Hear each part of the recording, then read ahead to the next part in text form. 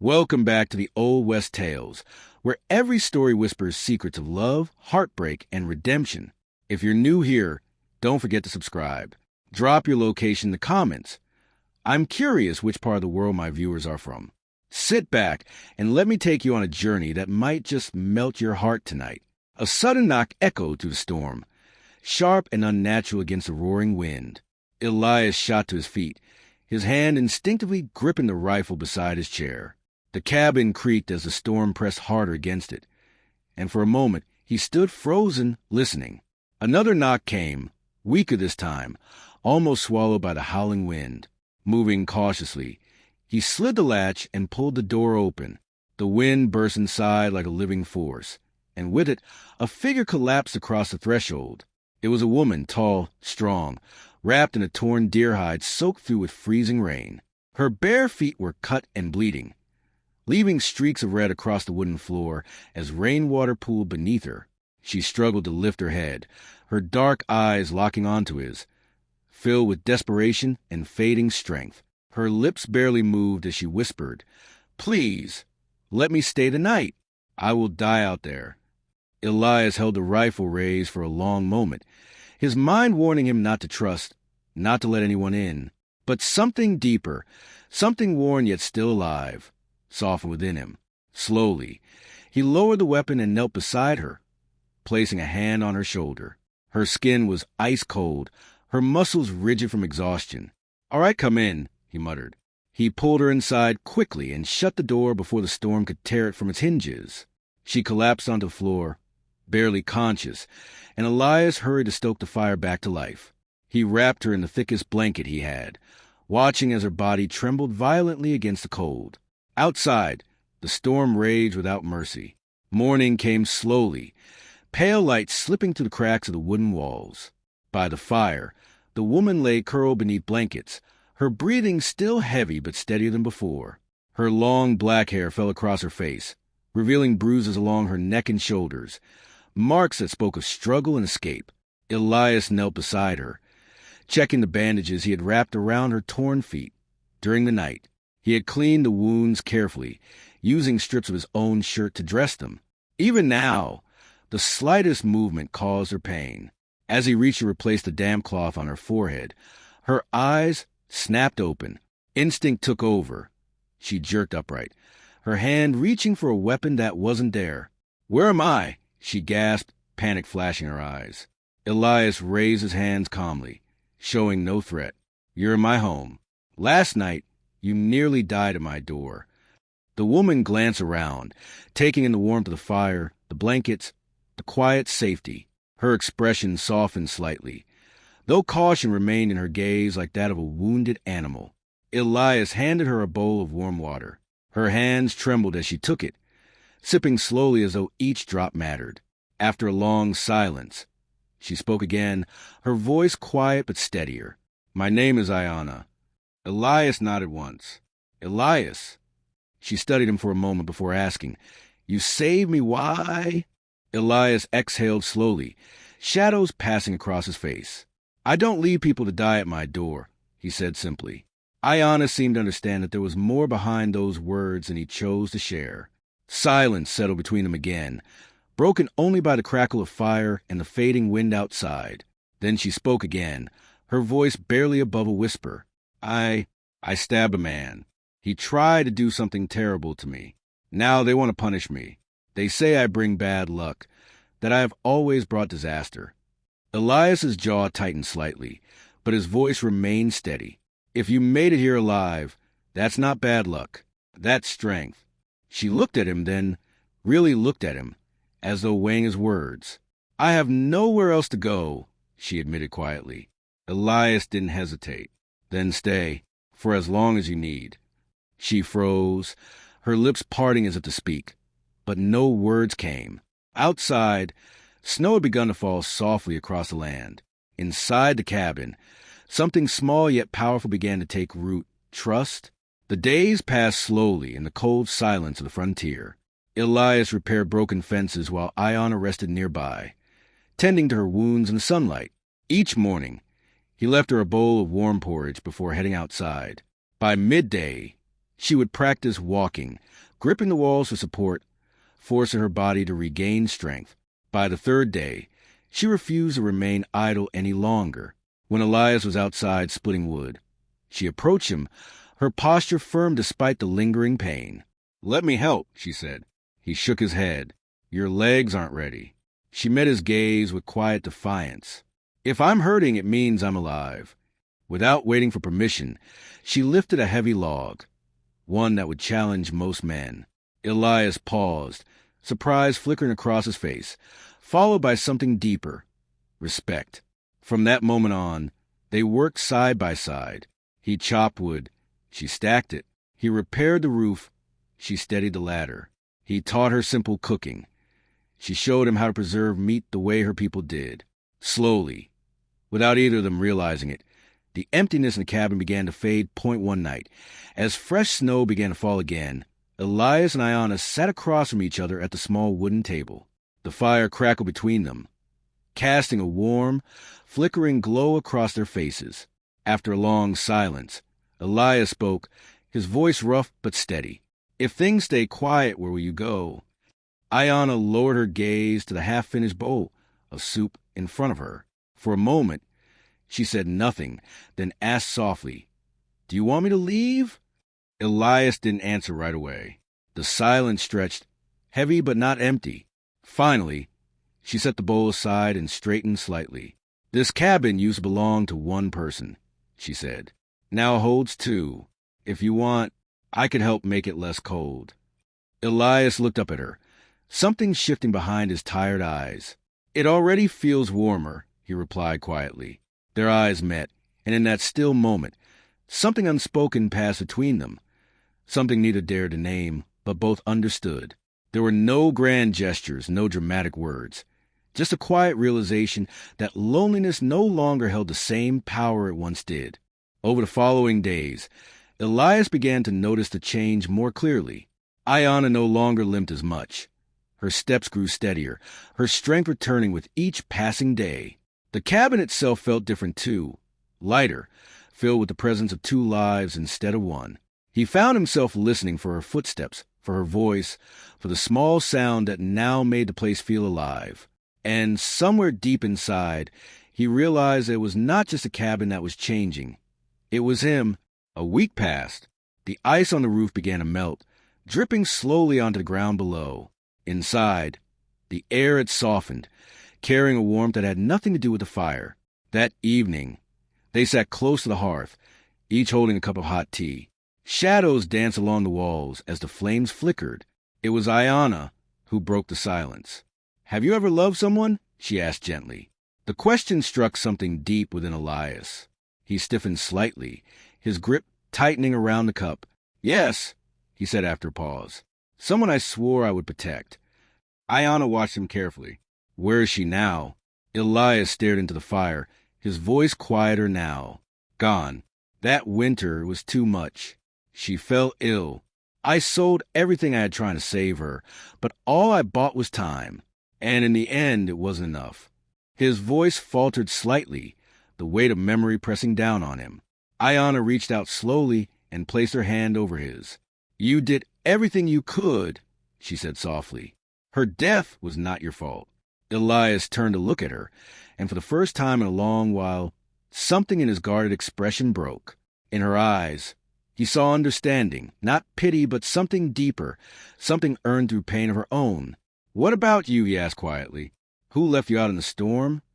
Ayanna gave a faint, humorless smile. "No one left me. I ran."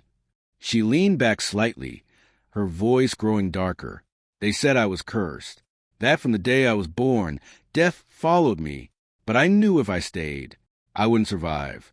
The man I stabbed, he would have killed me first." Elias studied her in the firelight, seeing her not just as a survivor, but as something stronger, a warrior shaped by hardship. "I don't want you to leave," he said suddenly, the words coming before he could stop them. Ayanna froze, her eyes lifting to meet his. "This place, it doesn't feel empty anymore," he continued. "Not since you came here." Ayanna lowered her gaze, a faint smile touching her lips. "Then I will stay," she said quietly. Outside, the wind softened, and inside the cabin, something new began to grow, fragile but real. The next morning, the calm was broken. Before dawn had fully risen, the sharp cries of crows echoed through the trees. Elias stepped outside, sensing something was wrong. In the distance, the sound of galloping hooves cut through the stillness. Ayanna appeared beside him, her face tightening. "They found me," she whispered. Elias's hand moved to his rifle. "Get inside," he said firmly. But Ayanna shook her head. "I am not hiding." Moments later, four riders emerged from the mist, their presence tense and unmistakable. They pulled their horses to a stop when they saw her. The tallest among them spoke harshly. "Ayanna, you're coming back.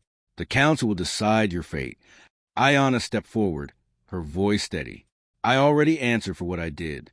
I defended myself." The man sneered. "You bring death wherever you go. You always have." Elias stepped forward then, placing himself between them. "She stays," he said, his tone cold and unyielding. "On this land, no one touches her." The tension thickened instantly. One of the riders reached for his weapon.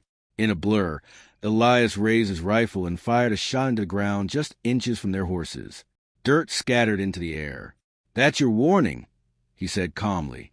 The men hesitated, measuring him, weighing the risk. Finally, the leader spat to the side. "This isn't over," he said before turning his horse. One by one, they rode off, disappearing back into the mist. Silence settled again, heavy and still. Elias lowered his rifle. Ayanna looked at him, emotion flickering in her eyes. "You didn't have to do that," she said. Elias met her gaze. "I did," he replied simply. That night, the cold returned with brutal force. Snow fell thick, and the wind howled against the cabin walls. Inside, Ayanna sat wrapped in blankets, her body still trembling from the cold. Elias brought another blanket and draped it over her shoulders. "You need more warmth," he said. She nodded faintly. A loud crash echoed from the roof, and instinctively, she moved closer to him. He didn't pull away. For a moment, they sat there, close enough to feel each other's breath. "Are you afraid?" Elias asked softly. Ayanna shook her head. "No, just not used to having a place to stay." Those words lingered between them, heavier than anything else she could have said. Slowly, almost without thinking, Elias wrapped an arm around her. She leaned into him, her warmth blending with his. The distance between them disappeared. Their eyes met, and this time neither looked away. The kiss came gently at first, uncertain but real, then deeper, as though years of loneliness were finally breaking apart. In that moment, the storm outside no longer mattered. They had found something stronger than fear, each other. When they finally pulled back, Ayanna rested her forehead against his shoulder. "If I stay," she whispered, "it's because I want to." Elias held her closer. "Then stay," he replied. Outside, the storm raged on. But inside the cabin, warmth had finally found its way INBY the next morning. The storm had passed, leaving behind a quiet world blanketed in snow. Ayanna stepped out onto the porch before sunrise, breathing in the crisp air as the forest stood still around her. The path leading away from the cabin stretched into the distance, disappearing into uncertainty. If she followed it, she might find her path again, danger, judgment, and a life she had barely escaped.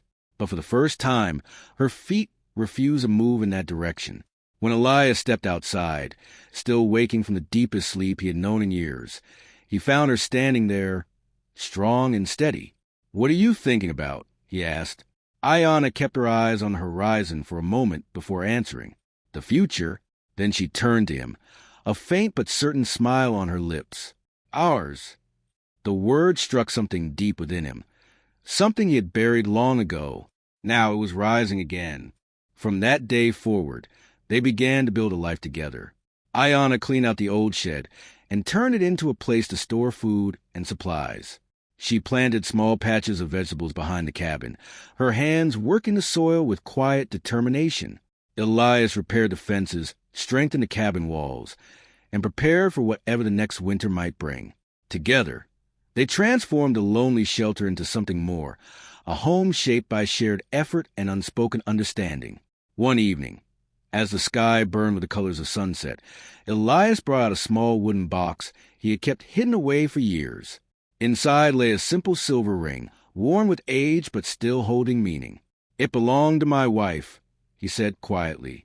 "I held on to it for too long." Ayanna didn't interrupt. She simply stood beside him as he walked out toward the trees. Beneath the tall pines, Elias dug a small hole and placed the ring inside. He covered it with earth without ceremony, without words, only a deep breath that seemed to release years of pain. When he turned back to her, his eyes were clearer than they had ever been. "From today on," he said, "I live for what's in front of me." Ayanna smiled softly. "And you won't face it alone." That night, something shifted between them, not just closeness, but certainty. By the firelight, Ayanna placed her hand gently against his chest. "I used to think freedom meant going wherever I wanted," she said. "Now I understand. Freedom is choosing where your heart belongs." Elias touched her cheek, his voice steady but full of feeling. "Then choose me." She didn't answer with words. Instead, she kissed him, slow, certain, and full of promise. Spring arrived quietly, melting away the last traces of winter. The streams began to flow again, and birds returned to the trees, filling the air with life. The cabin, once a place of silence and sorrow, now carried laughter, movement, and warmth. Ayanna had changed too. Her strength remained, but her eyes now held something new: peace. One morning, as Elias worked outside, Ayanna approached him with a softness he hadn't seen before. "Elias," she said gently, "we're going to have a child." For a moment, time seemed to stop. The knife slipped from his hand, falling to the ground unnoticed. He looked at her, disbelief and wonder flooding his expression. Slowly, he stepped closer, placing his hand over hers. "Our child," he whispered. Ayanna smiled, her eyes shining. "Are you ready?" Elias tightened his grip on her hand. "I didn't know I was waiting for this, but I was." From that moment on, everything changed again. Elias worked harder than ever, expanding the cabin, gathering supplies, preparing for the future. He wanted their child to grow up in a place of safety and love, something neither of them had truly known before. One afternoon, beneath a large pine tree behind the cabin, Elias carved her name into the bark, Ayanna. She touched the letters, her fingers trembling slightly. "Are you sure?" she asked. "Choosing me means standing against everything." Elias placed his hands gently on her shoulders. "You are everything," he said simply. That evening, inside the cabin, 3 small candles were lit. There was no preacher, no grand ceremony, just 2 people standing face to face, their hands joined. In that quiet space, they made their promises, not with elaborate words, but with truth. When they kissed, it was no longer uncertain. It was a beginning. Seasons continued to pass, and the life they had built grew stronger with each day. The cabin, once a refuge from the world, became a place of belonging. Laughter replaced silence. Hope replaced sorrow. And where there had once been loneliness, there was now something unbreakable, a bond forged through hardship, trust, and love. Elias was no longer the man who had shut himself away from the world. Ayanna was no longer the woman running from it. Together, they had created something new, not just a home, but a future where their child would never know the pain they had carried alone.